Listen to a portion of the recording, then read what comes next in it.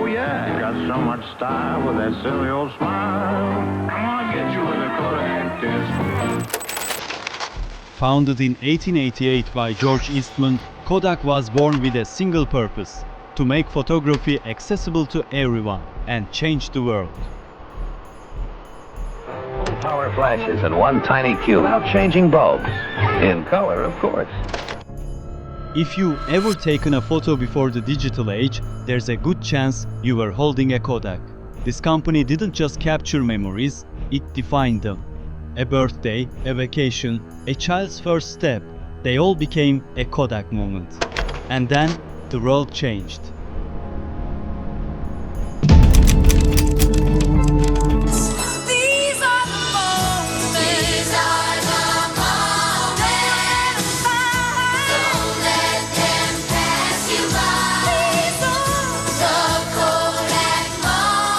Don't miss any of your moments. Capture them all on Kodak Gold Film. Photography was once difficult, heavy, slow. Glass plates, chemicals, dark rooms, minutes spent for a single shot. But then everything changed. A man stepped forward, George Eastman, and introduced a simple idea. You press the button, we do the rest. And in that moment, photography stopped being exclusive. It entered everyone's life. Kodak grew and grew, and at one point, photography meant Kodak.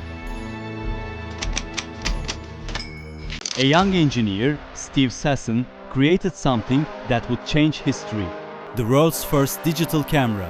But it wasn't what we know today.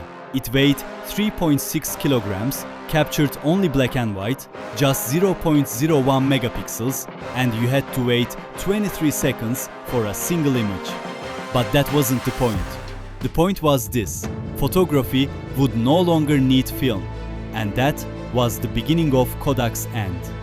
Because all of Kodak's power came from film, and if digital grew, the business model that made billions would disappear.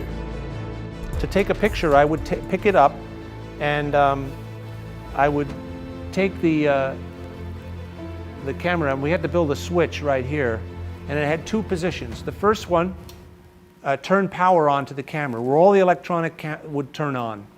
And then the second one would grab the picture.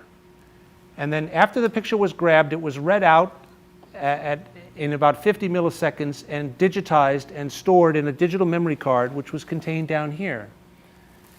And so it was captured then, but it wasn't stored then. I needed a more permanent form of storage.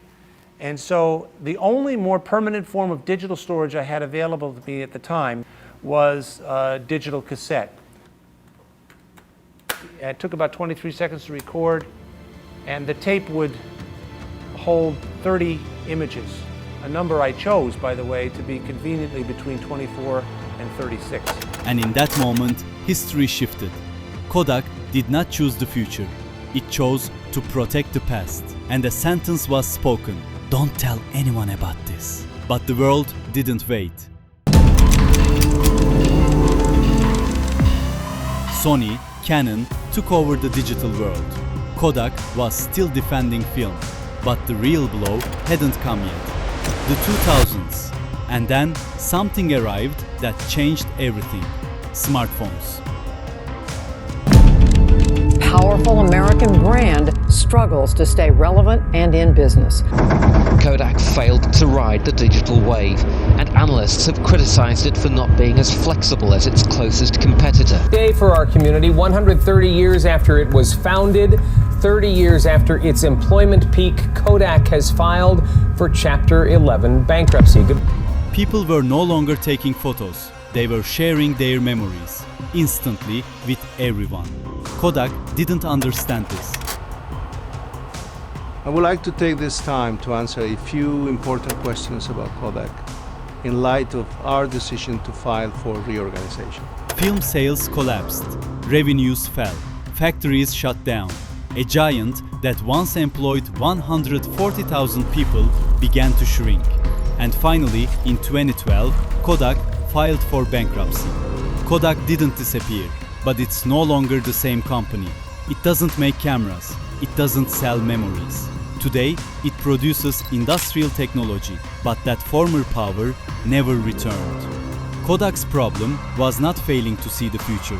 It was refusing to accept it. Because sometimes your greatest success becomes your greatest enemy, and the greatest risk is refusing to change.